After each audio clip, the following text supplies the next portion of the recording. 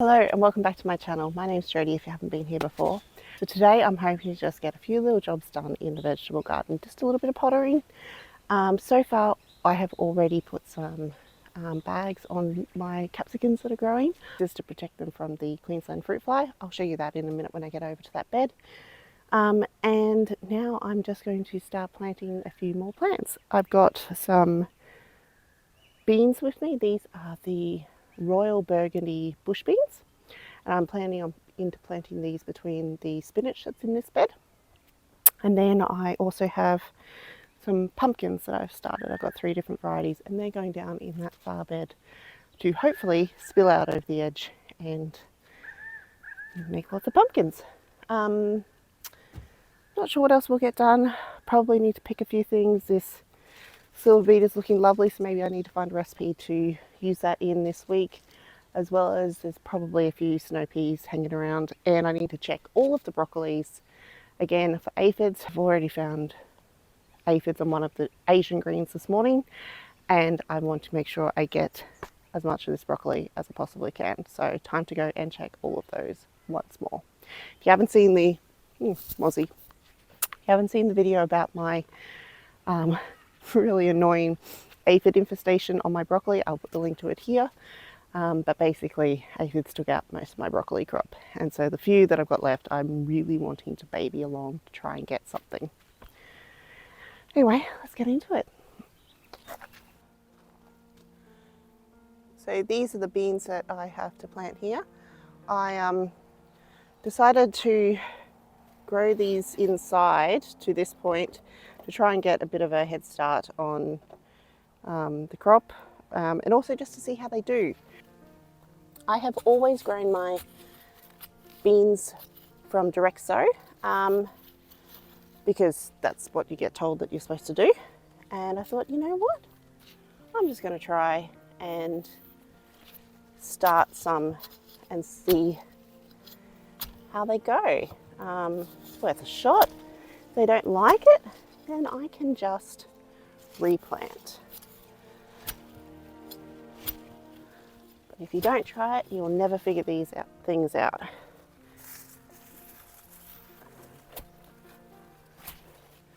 The seedlings do look very healthy though, so I'm hoping that they will do well, and they are a lovely purple variety of bean. Let's see, let's have a look at these fruits. I'm going to be very gentle when I get them out so as to not disturb them too much. Oh, come on, out you come. There we go. Oh yeah. Looking lovely. Okay, let's see if we can get them. Oh, okay, maybe I am going to disturb them. Oh dear. They're definitely not being easy to get out. So this is either going to be a huge success or a huge disaster. We will find out soon enough. Try not to squish my spinach in the process. This one's interesting. It appears to have done like a whole loop-de-loop when it's coming up. So I'm not sure how that one will go. I think I'm going to try and bury the loop part.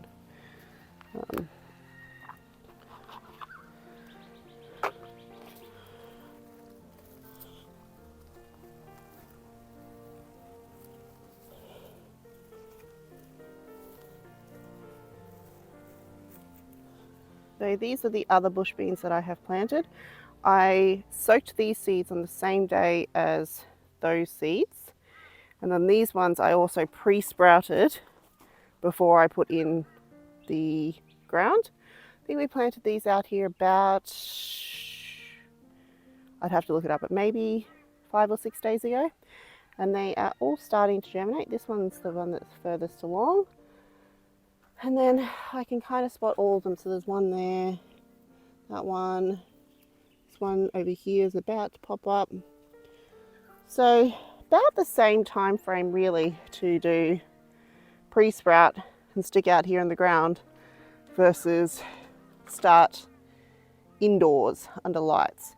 These guys are a little bit further ahead, but not by much, and I reckon they will probably have a bit of shock. So we will see which of these actually does the best. Again, they're also two different varieties, but it's still a somewhat interesting comparison. So these are the bags that I have put onto my capsicums to stop the Queensland fruit fly. I have one on this plant and one on this plant, just on the biggest fruits. I also probably need to go and get some bags for this fruit here and possibly this fruit here. I've already got another one on there as well. So if these keep doing well, these will probably all end up with multiple bags all over them. The other option would be to cover the whole fruit, the whole plant, but in my experience it seems to be easier just to cover the individual fruits. Okay, so I'm going to have a look at these broccoli now and see if I can spot any aphids on them. This broccoli head is probably almost ready for harvesting too. It's starting to open up, so I might actually take that one today. It's of a reasonable size like that.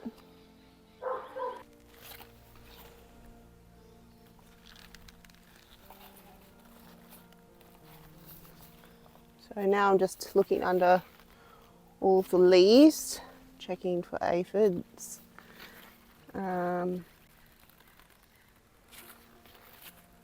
Aphids like to congregate in crevices and underneath leaves and things like that, so that's why it's a good spot to look for them. These are looking pretty clean, so that's promising. Good news. Okay, this is the other surviving broccoli.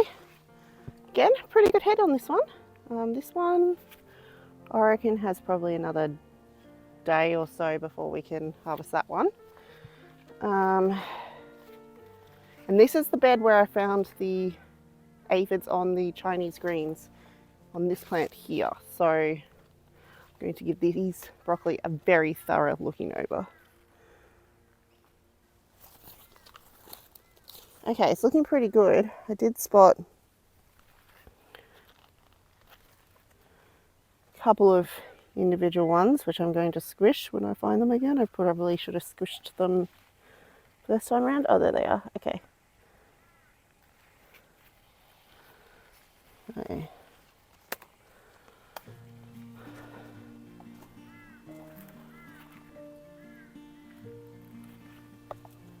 These look different variety maybe to the ones that were terrorizing my plants the other day, but even still I'm just going to squish them. And that can go up to the chickens. Okay, while I'm down here in this bed, I'm going to do some maintenance on this zucchini. I think this zucchini is pretty well at the end of its life. It really has not produced much in a while, and it is covered in powdery mildew. But I'm just going to cut off these powdery mildew leaves that are the worst, and we will see if we get anything else out of it. There is another reasonably promising fruit down here, so it has a possibility of doing something. Okay, so likewise with the other zucchini, I'm going to just chop off any of these leaves that are very affected by powdery mildew, like that one. This is the bed that I want to put the pumpkins in. Basically, this is the end garden bed. We have a heap of space in that direction, which is not being used for anything. So I thought that if I planted pumpkins along this edge, they might be able to like spill out over the ground, and we'll see how that goes. This bed is probably the one that is the most full at the moment though, because I planted all of those Asian greens in there. Oh, mozzie. It's also got the sweet potato in here, a couple of tomatoes, Take gooseberry, the zucchini on the end, and the garlic right down the end. Oh, and beetroot along here. So it's very, very full. I don't think the beetroot's going to probably actually produce anything. Just have a feeling, but we'll leave it and we'll see what it does. So I think I've got 3 different varieties of pumpkins. These are the pumpkins here. We've got the Queensland Blue, the butternut. I think that's called butternut squash in America, but here in Australia we just call it a pumpkin. And the Jack pumpkin. So I'm going to, even though it's very, very hard for me, I think I am going to thin these rather than trying to separate them. And we'll just plant the one in here.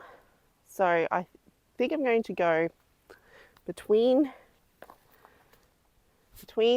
the beetroots and the rest of the veg and hope that it can just like grow between the beetroots and then get out. That's kind of my theory. So we put like one there,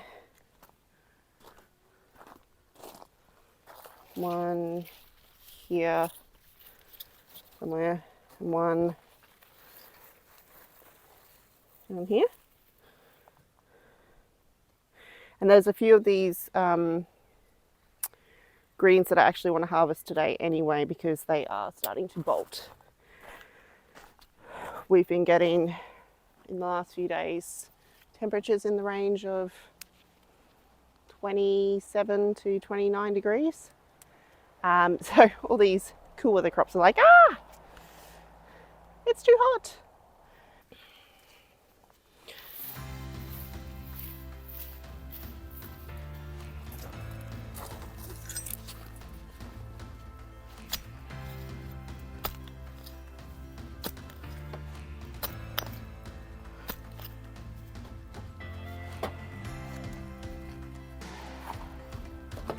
Or maybe I just plant both of them.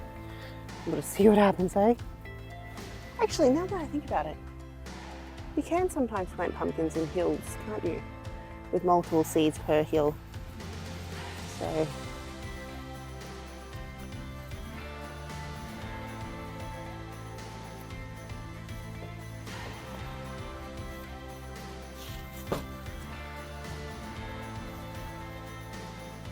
ooh, what a worm! Well, that's exciting.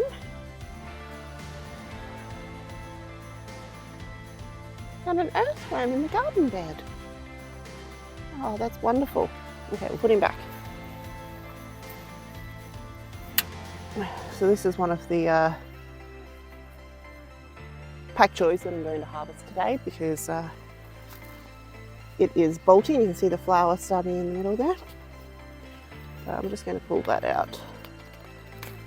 Oops. So we'll be able to add that to stir fry for dinner.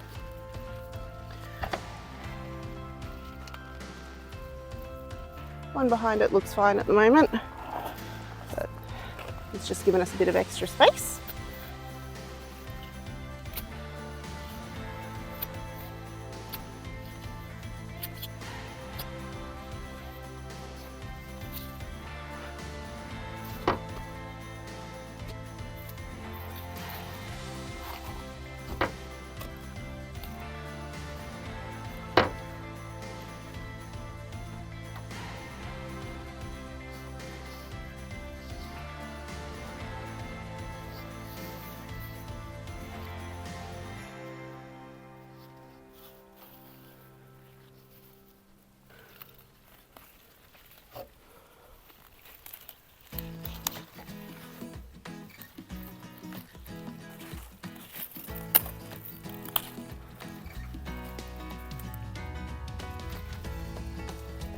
So I actually don't know what this is. I'm going to have to go up to the house and Google it. It came from a Chinese greens mix. I'm thinking it's some sort of mustard, but I'm not 100% sure. But it is also starting to bolt, so I'm going to harvest it. I'm sure we can stir fry it.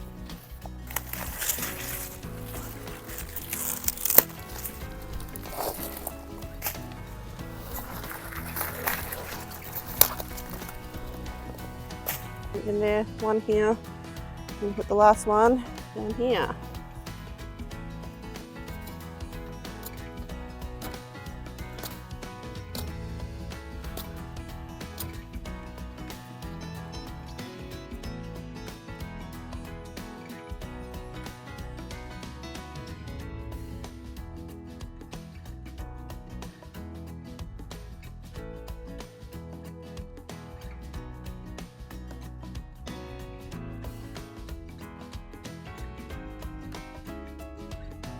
So I will leave the remaining plant in place and hopefully it will grow some side shoots for us.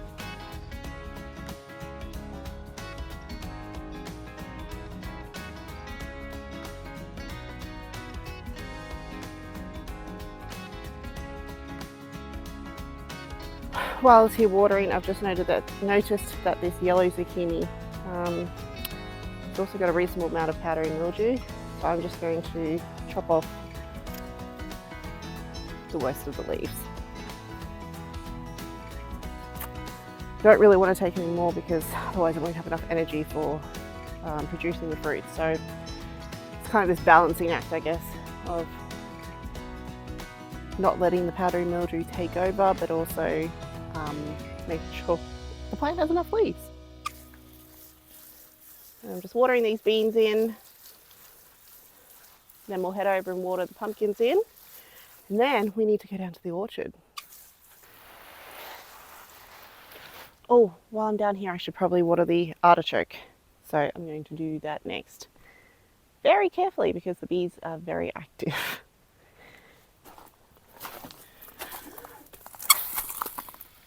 I went in and inspected the bees last week and I'm very excited that we have honey. And probably only a couple of weeks off being able to do our first harvest. If you haven't seen that video, I will pop a link to it up here. But yeah, I'm about a year into my beekeeping journey and we've had a bit of a rough year with it, with a few hive beetle infestations and losing our queen. But it looks like they are finally getting themselves nice and settled and sorted. And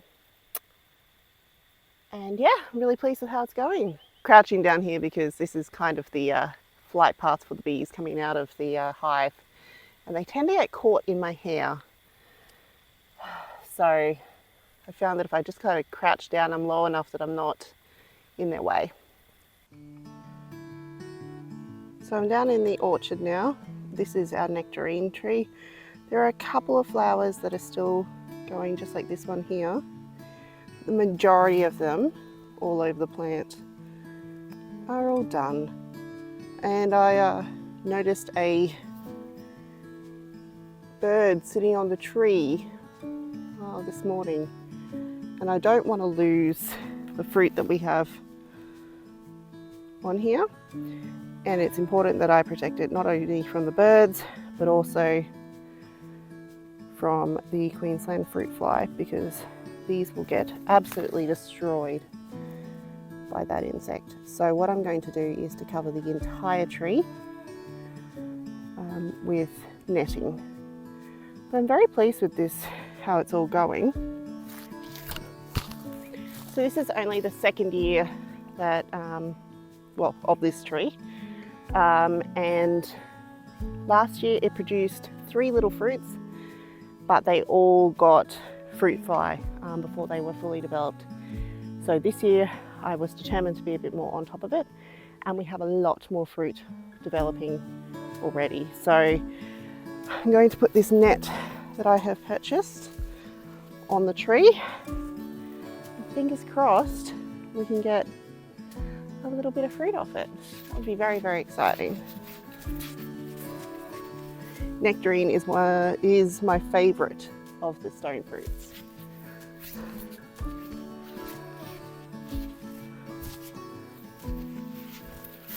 I just want to try and get this on here without knocking the flowers off, I guess, because those that haven't fully developed into fruits yet. I'm going to knock them off and lose my fruits, but Yeah, okay, so we'll see how this goes.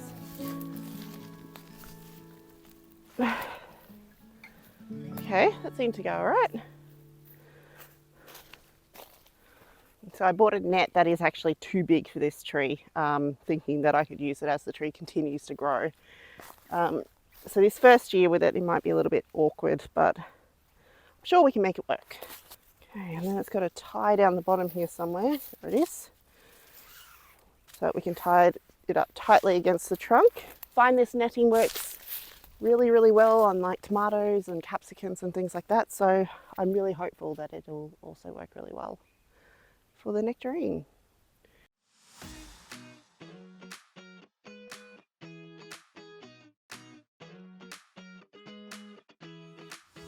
So the last thing I want to try and get done, if I possibly can, is to repot some strawberry plants.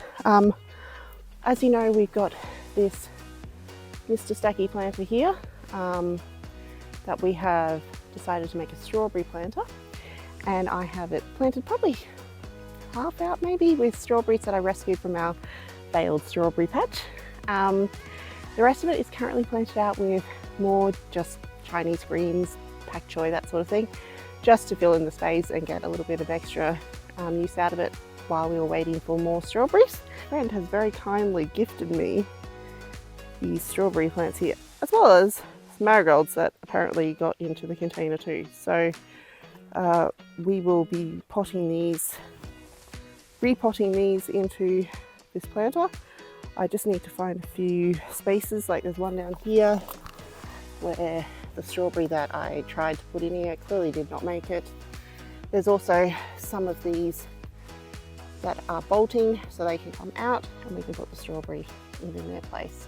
Everyone with the green stalk planters, and they look wonderful, but we actually can't get them here in Australia. So this is the best alternative I could find, and so far I've been really enjoying it. We will see how it does over the heat of the summer, because that'll be the real test. But so far, so good. 1, 2, 3. So it looks like there are 3 strawberry plants in there. So if I put one here, one down there,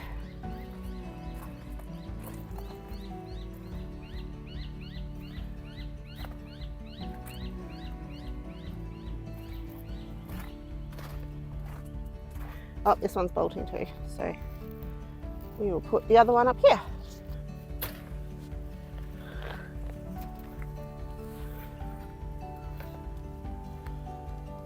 Look at that. That is a good looking plant. Okay, let's try and get that into one of these somehow.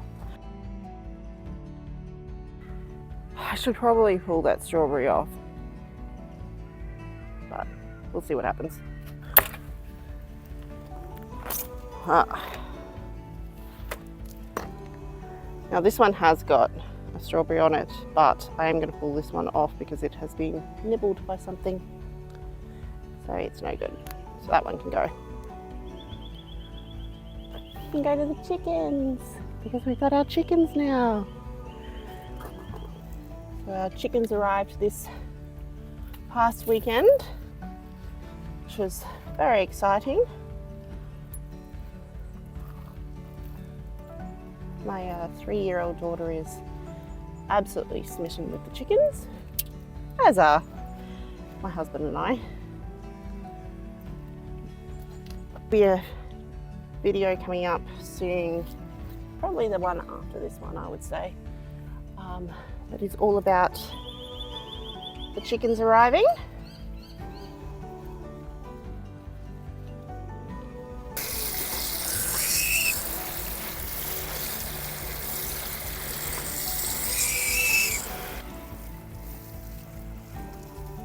Well, thank you for hanging out with me while we got a bit of work done in the veggie patch. Every day it's feeling more and more like spring, and the exciting things are happening. So I hope you will continue to join me as we work on our garden and growing all of our gardening skills, as well as learn how to look after chickens, and with our first honey harvest coming up. Hope you have a great day and you get out in your own garden and get something done. And I will catch you in the next video. Bye guys.